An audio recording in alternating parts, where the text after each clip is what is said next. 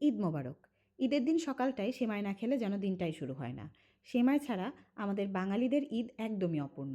কিন্তু যে সকল বাচ্চাদের বয়স 6 মাস থেকে 1 বছর তাদেরকে কিভাবে সেমাই দেব? আজকের রেসিপিটা সেটা নিয়ে। প্রথমে আমি একটা ভালো মানের সেমাই নিয়ে নিয়েছি এবং সেমাইটাকে খুব ছোট, ছোট টুকরো করে ভেঙে নিতে হবে। ঠিক যেভাবে ভিডিওতে দেখাচ্ছি। এবার 4টা খেজুর নিয়ে নিয়েছি। আপনারা যে কোনো খেজুর নিতে পারেন। আমি এখানে আজোয়া খেজুর নিয়ে সেটাকে গরম পানির মধ্যে 30 মিনিট ভিজিয়ে রেখে খুব ভালো মতো চটকে এর মিষ্টি ভাবটাকে বের করে নিয়েছি। এবার একটা কড়াইয়ে সামান্য একটু ঘি দিয়ে তার মধ্যে ছোট, ছোট টুকরো করে ভেঙে রাখা সেমাইটাকে দিয়ে ভালোভাবে নাড়াচাড়া করে ভেজে নিতে হবে।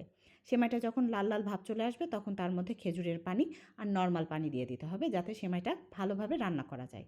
বাস, সেমাইটা যখন প্রায় রান্না শেষের দিকে তখন এর মধ্যে কয়েকটা কিশমিশ দিয়ে দিবেন।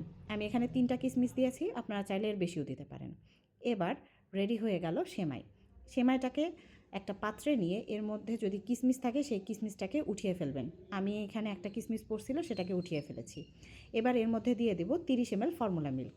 প্রথমে আমি 30 ml পানি মেপে নিয়েছি ফিডার দিয়ে, তারপরে এর মধ্যে দিয়ে দিচ্ছি কিউট বেবি 2।